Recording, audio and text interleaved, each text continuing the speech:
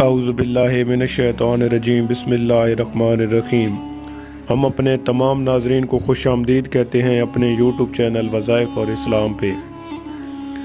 جب حضرت موسیٰ علیہ السلام 6 لاکھ بنی اسرائیل کے افراد کے ساتھ میدان طیہ میں مقیم تھے تو اللہ تعالیٰ نے ان لوگوں کے کھانے کے لیے آسمان سے 2 کھانے اتارے، ایک کا نام من اور دوسرے کا نام صلاح تھا۔ من بالکل سفید شہد کی طرح ایک حلوہ تھا یا سفید رنگ کی شہد ہی تھی جو روزانہ آسمان سے بارش کی طرح برستی تھی، اور صلاح پکی ہوئی بٹیریں تھیں جو دکنی ہوا کے ساتھ آسمان سے نازل ہوا کرتی تھیں۔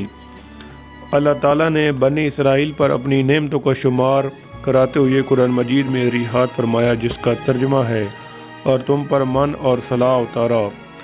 اس من اور صلاح کے بارے میں حضرت موسیٰ علیہ السلام کا یہ حکم تھا کہ روزانہ تم لوگ اس کو کھا لیا کرو اور کل کے لیے ہرگز اس کا ذخیرہ مت کرنا۔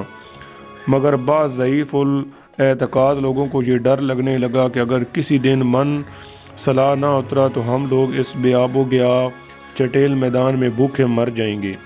چنانچہ ان لوگوں نے کچھ چھپا کر کل کے لیے رکھ لیا، تو نبی کی نافرمانی سے ایسی نحوست پھیل گئی کہ جو کچھ لوگوں نے کل کے لیے جمع کیا تھا وہ سب سڑ گیا اور آئندہ کے لیے اس کا اترنا بند ہو گیا۔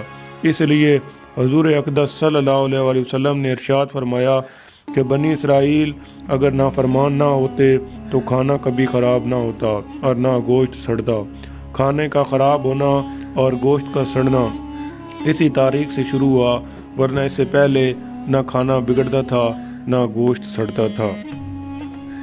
تو ناظرین، اگر آج کی ہماری ویڈیو آپ کو پسند آئی ہے تو اس کو لائک کر دیں اور اپنے دوستوں کے ساتھ شیئر کر دیں، اور ہمارے یوٹیوب چینل وظائف اور اسلام کو سبسکرائب کر دیں اور ساتھ میں گھنٹی کے نشان کو دبا دیں تاکہ ہماری نئی آنے والی ویڈیو سب سے پہلے آپ تک پہنچے۔